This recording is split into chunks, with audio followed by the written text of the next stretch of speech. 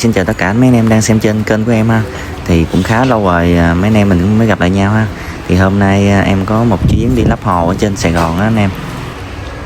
Thì cái hồ trước mắt anh em á là một cái hồ đúc nha anh em, đúc kiểu Trung Quốc á.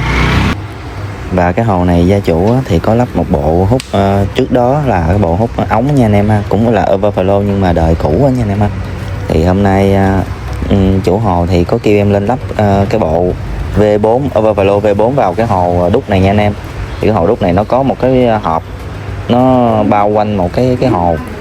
Thì những anh em nào mà xài hồ đúc này cũng không quá xa lạ với cái hồ này nha anh em ha.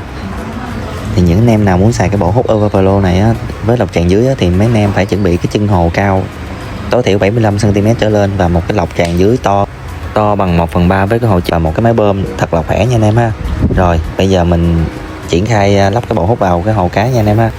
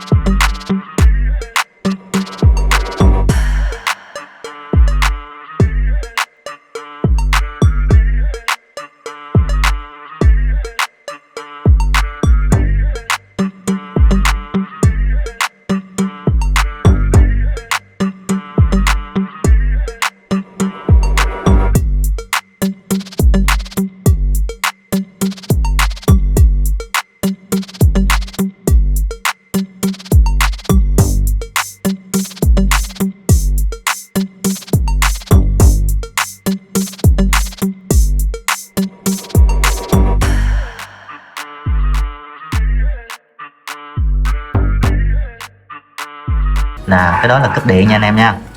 Đó, khi mà ở nhà chúng ta mà cúp điện đó là nước nó sẽ rút tới đó là nó sẽ ngưng dần. Thì bây giờ mình sẽ đợi cái nước này nó ngưng hẳn rồi mình sẽ mở máy bơm nha anh em. Đó, máy bơm